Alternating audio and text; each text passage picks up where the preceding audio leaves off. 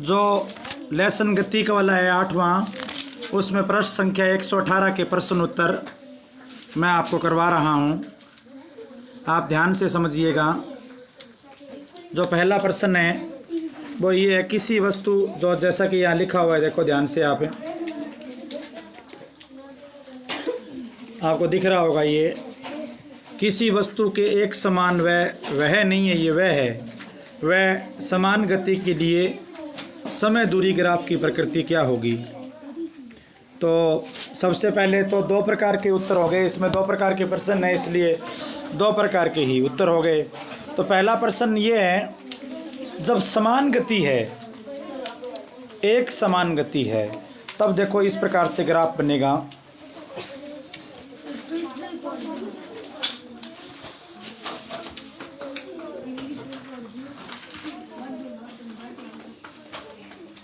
जब एक समान गति है तो फिर इस प्रकार से ग्राफ बनेगा। ये मान लो इस प्रकार से थोड़ा सा टेढ़ा खींचा गया, मैं दोबारा बनाता हूँ।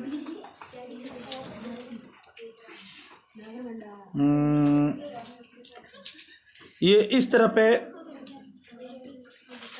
समय ले लेता हूँ मैं, समय, और इस तरफ है वो दूरी ले लेता हूँ।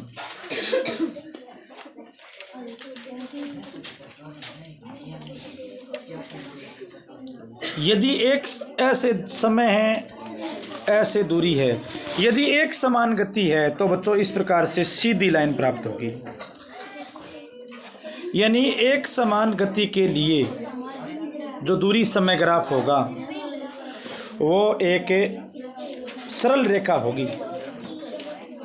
यानी इस प्रश्न का आंसर होगा सरल रेखा। इस प्रश्न का जो आंसर होगा वो होगा सरल रेखा में प्राप्त होगा। पहला प्रश्न हो गया। अब दूसरा क्वेश्चन यहीं से है, असमान गति के लिए, कि एक समान गति न होकर असमान गति हो। तो असमान गति के लिए देखिए ग्राफ कैसे होगा। मैं इधर समय ले लूं, ऊपर दूरी ले लूं, और असमान गति के लिए ग्राफ परवलयाकार होगा, इस प्रकार से चलेगा।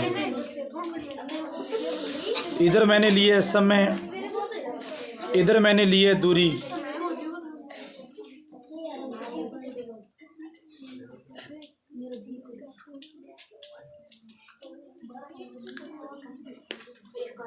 इधर मैंने लिया है समय और इधर मैंने लिया है दूरी।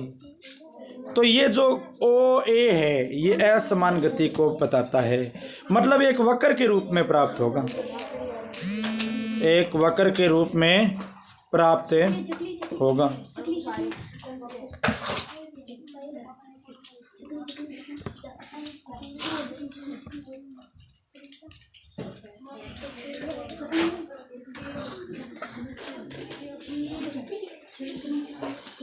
बैठ।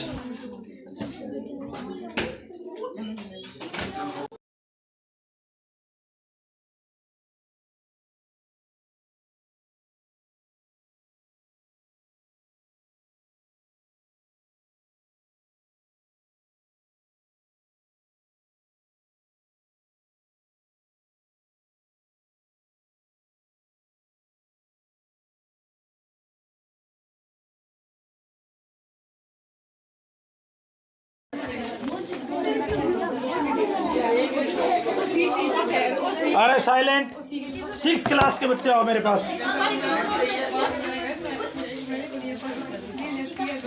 मुझे भूपेंद्र का आज काम हो गया।